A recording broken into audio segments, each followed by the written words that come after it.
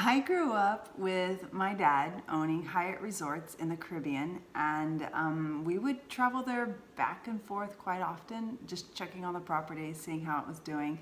And I also grew up in a town of 100. And our nearest town, which was the big city, had a population of 2,000. And everyone knew us because it was a small town. And when I was, I had this life where I was like traveling to the Caribbean, which in those days people actually didn't do that very often. And so I had this life where I was constantly traveling back and forth to the Caribbean as a kid, doing things that my peers weren't doing. And then I had this life where I was this country girl growing up in a town, and I didn't want people to think that I thought that I was better than them. And so I really had this heart to be like, I'm just like you.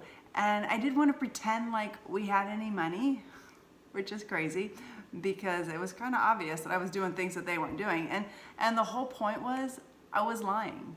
I was lying to myself, and I had this poverty mindset that said, I want to fit in and I want to be like everyone else.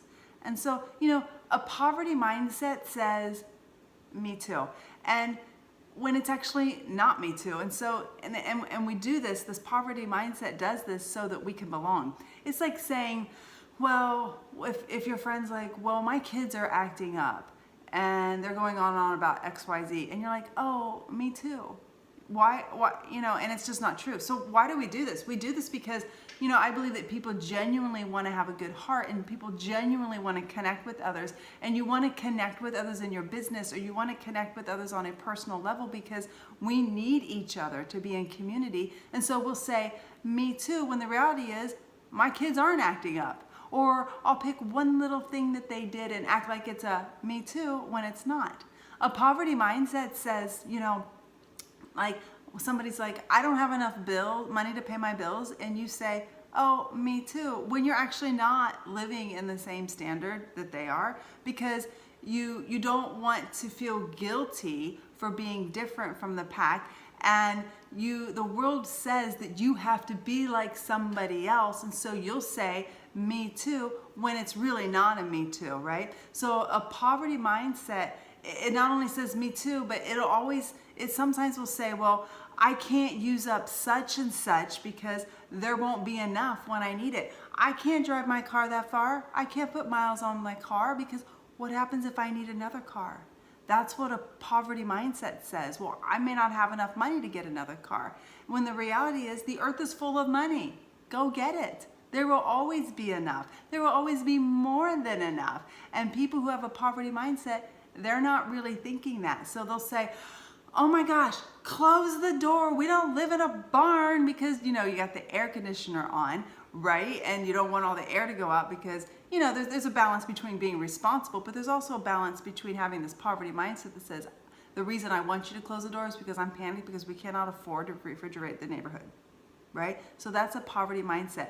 A poverty mindset causes you to find a problem with every opportunity, and you're terrified of taking risks because what if something goes wrong? What if I'm a failure? So you literally stay stuck and frozen in fear. A poverty mindset says, I have to study. I have to accumulate resources. I have to accumulate teachings. This didn't work, so I got to get more, and you never really do anything with it. Individuals that are obsessive about always finding the next sexy way to grow their business, it's about accumulation and not knowing how to build with what you've already accumulated. And so a poverty mindset says, well, I need more. It's interesting because sometimes people who are hoarders actually have that poverty mindset. I had a neighbor, and he literally hoarded everything. His yard was filled, his house was filled, and he literally lived as a hermit. And he not only did this with his house, but he had like 7 other homes that he did it with. And everybody has the story that you've heard of someone like this. They're like a hoarder. But when he died, it was discovered he was actually a multimillionaire. You see, he had accumulated massive wealth, massive things, but he never did anything with what he had so that he could help somebody else and help them walk into their created purposes. And when you're doing your business, don't get stuck trying to get more and more information. Do what Tom teaches you.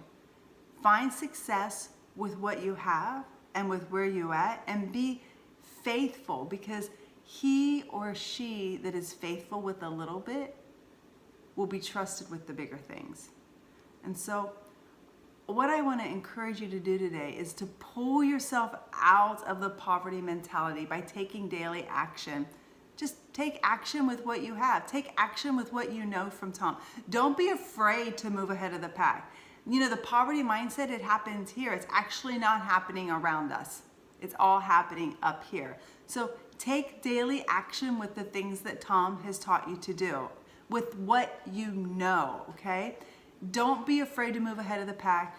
Don't be afraid to be different than everyone else, because you know what? There's no guilt or shame or fear unless you allow it. Be the person you desire to follow. And you know what? Go change somebody's life. You've got this.